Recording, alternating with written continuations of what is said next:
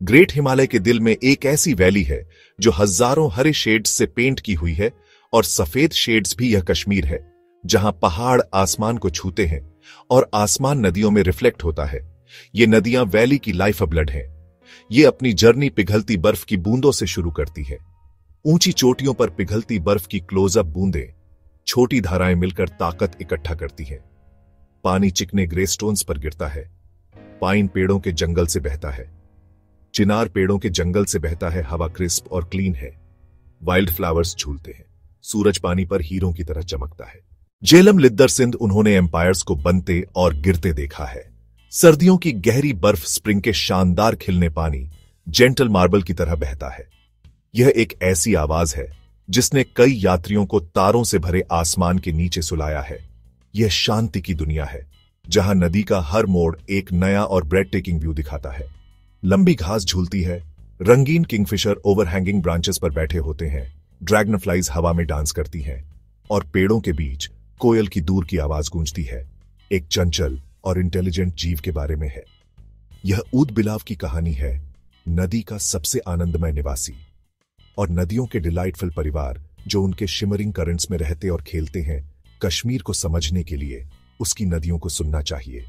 झून और उसका परिवार इस जीवन का एक परफेक्ट एग्जाम्पल है।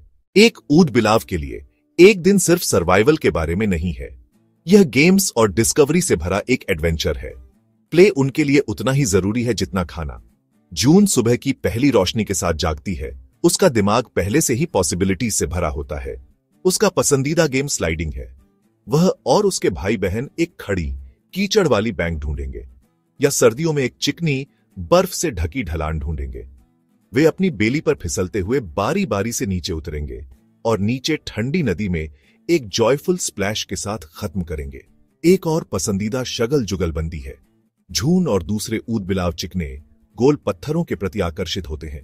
जून सबसे सही पेबल ढूंढने के लिए नदी के तल में गोता लगाएगी और पानी में अपनी पीठ के बल लेटेगी, पत्थर को एक पंजे से उछालेगी। उसकी आंखें गहरी एकाग्रता में केंद्रित होंगी। यह सिर्फ मजे के लिए नहीं है। यह एक्टिविटी उनके कोऑर्डिनेशन और डेक्सटेरिटी को तेज करने में मदद करती है। जब भूख लगती है तो चंचल ऊद बिलाव एक स्किल्ड और एफिशिएंट हंटर में बदल जाता है। कश्मीर की नदियों में उनका डाइट रिच और वैरिड होता है, लेकिन उनका पसंदीदा भोजन मछली है। शिकार एक ग्रेसफुल परफॉर्मेंस है। शिकारी और शिकार का डांस। जून अपनी मां शीन को देखकर सीखती है। शीन बिना आवाज के पानी में फिसल जाएगी। उसका शरीर लंबा और स्ट्रीमलाइंड होगा। वह अपनी शक्तिशाली पूंछ को पतवार की तरह इस्तेमाल करती है। उसकी लंबी सेंसिटिव मूंछें पानी की हल्की वाइब्रेशन पकड़ लेती है। पीछा फुर्ती का ब्रेड टेकिंग डिस्प्ले है। शीन एक ट्राउट को देखती है, नदी के तल की चांदी सी चमक। एक पल में शीन गोता लगाती है। वह मुड़ती घूमती मछली की हर चाल का मुकाबला करती है। एक अंतिम उछाल, शीन तेज दांतों से मछली पकड़ लेती है। फिर वह नजदीकी सपाट चट्टान पर तैरकर खाने लगती है। वह जून को धैर्य रखना और सही समय का इंतजार सिखाती है। यह विविधता उनकी बचे रहने की कुंजी है। खाना परिवार के लिए सामाजिक है, खासकर छोटे पिल्लों के लिए। खाना के बाद वे साफ करते हैं और ग्रूम करते हैं। एक ऊद बिलाव को तैरते देखना मोशन में परफेक्शन को देखना है। वे पानी के लिए बने हैं। जून का शरीर नेचुरल इंजीनियरिंग का एक कमाल है। यह लंबा, पतला और अविश्वसनीय रूप से फ्लेक्सिबल है। उसका फर उसकी सबसे कीमती संपत्ति है। नरम, घना अंडरकोट और लंबी वाटरप्रूफ गार्ड हेयर्स। यह नेचुरल वेटसूट उसे बिना ठंडा हुए घंटों नदी में बिताने की अनुमति देता है। उसकी तैरने की तकनीक पावर और ग्रेस का एक कॉम्बिनेशन है। वेबेड बत्तख जैसे पैर और मोटी पूंछ उसे प्रोपेल करती है। पानी के नीचे वह अपने पूरे शरीर से लहराती है, बिल्कुल डॉल्फिन की तरह। यह एफिशिएंट है। वह कई मिनट सांस रोक सकती है और नदी का तल खोज सकती है। ऊद बिलाव कंट्रोल और प्रिसिजन के मास्टर भी होते हैं। नाक और कान बंद कर पानी अंदर नहीं जाने देता। दृष्टि सतह के ऊपर और नीचे दोनों शानदार, जिससे वे शिकार को देख सकते हैं और बाधाओं को नेविगेट करते हैं। झून पीठ के बल तैरती है, आराम करने और खेलने के लिए। पानी उनका असली एलिमेंट है। नदी सिर्फ एक जगह नहीं है जहां ऊद बिलाव रहते हैं।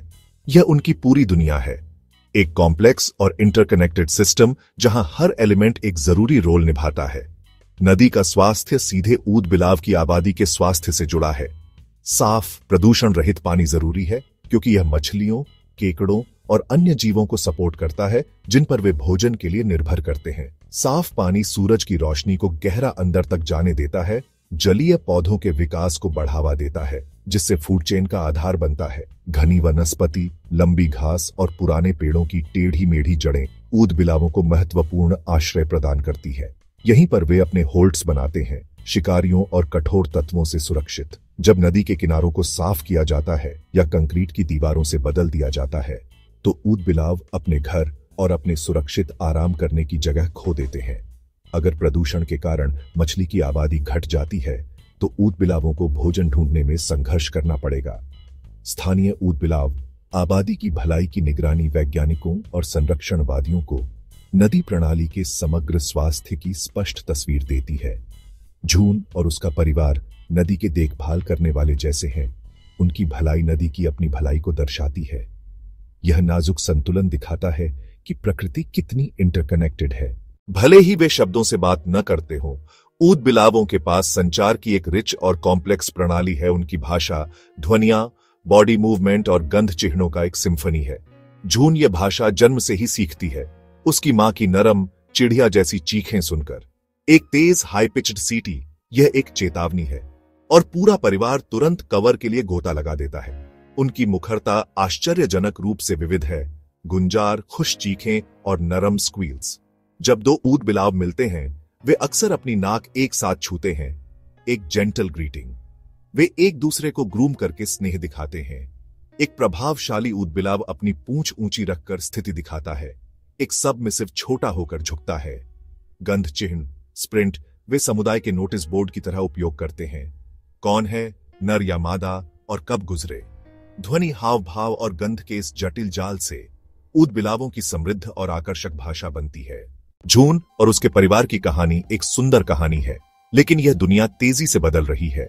कश्मीर की प्राचीन नदियां उनका घर रही हैं, अब वे बढ़ते खतरों का सामना कर रही हैं। कस्बों से होने वाला अपवाह, कृषि अपवाह, ये प्रदूषण पानी झरीला कर देते हैं। मछलियां मर जाती हैं, ऊदबिलाव प्रभावित होते हैं। पानी की मांग बढ़ने से प्रवाह कम होता है और उनका आवास सिकुड़ता है। बांधों और तटबंधों का निर्माण प्राकृतिक तटों को नष्ट कर देता है, मांदें खो जाती हैं। ऊदबिलाव बेघर और असुरक्षित होते हैं। हमें इन जानवरों और उनके घरों की रक्षा करनी है। पहला कदम जागरूकता, दूसरा कदम शिक्षा। बच्चों को नदी का जादू सिखाना आश्चर्य और उनकी रक्षा की इच्छा पैदा करता है। प्राकृतिक नदी तटीय झोन की रक्षा, हानिकारक रसायनों की उपयोग घटाना और देशी पेड़ लगाना, हर छोटा काम बड़े लक्ष्य में योगदान देता है। ऊदबिलाव आबादी की निगरानी करना और स्थानीय संगठनों का समर्थन करना महत्वपूर्ण है। एक स्वस्थ ऊदबिलाव आबादी इक्वल साइन, एक स्वस्थ नदी इक्वल साइन, एक स्वस्थ समुदाय। हमारी भूमिका देखभाल करने वाले होना, न कि विजेता। जैसे जैसे कश्मीर वैली पर सूरज ढलने लगता है, यह बर्फ से ढकी चोटियों पर सुनहरी चमक बिखेरता है और नदी को नारंगी और गुलाबी रंगों से भर देता है। पानी के एक शांत हिस्से पर झून और उसका परिवार शाम के लिए तैयार हो रहे हैं। आइए उनसे एक वादा करें, हम उनके पानी को साफ रखेंगे और उनके नदी तटों को जंगली और सुरक्षित रखेंगे।